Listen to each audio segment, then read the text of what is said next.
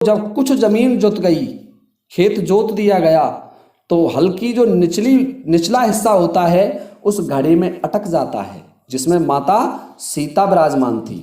और जैसे ही वो हिस्सा हल्का अटका तो वो घड़ा ऊपर आ जाता है और उसमें एक पुत्री रोने लगी, रुदन करने लगी। ये देख करके समस्त राजपुरोहितों ने और ब्राह्मणों ने राजा जनक से कहा, हे महाराज, आप इस पुत्री को सहर्ष ग्रहण कीजिए। आप संतान विहीन हैं, आपके कोई पुत्री या पुत्र नहीं है, ये भगवान ने आपको एक संतान दी है।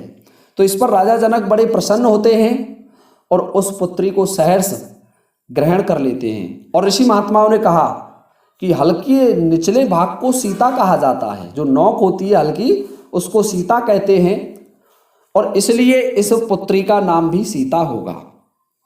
तो इस तरीके से हुआ माता सीता का जन्म। और महाराज विधेय जनक राज उस पुत्री को अपने घर ले आते हैं, बड़े लाड़ प्यार से उसका पालन पोषण करते हैं। तो इस तरीके से श्रोताओं माता सीता का जन्म हुआ।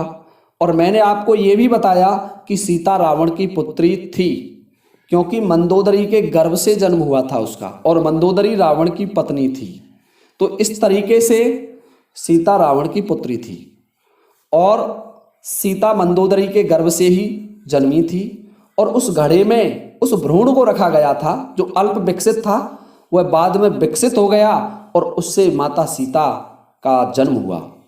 तो श्रोताओं, उम्मीद करता हूँ कि आपको आज का वीडियो पसंद आया होगा। वीडियो इसी के साथ समाप्त होता है। जय हिंद, जय भारत।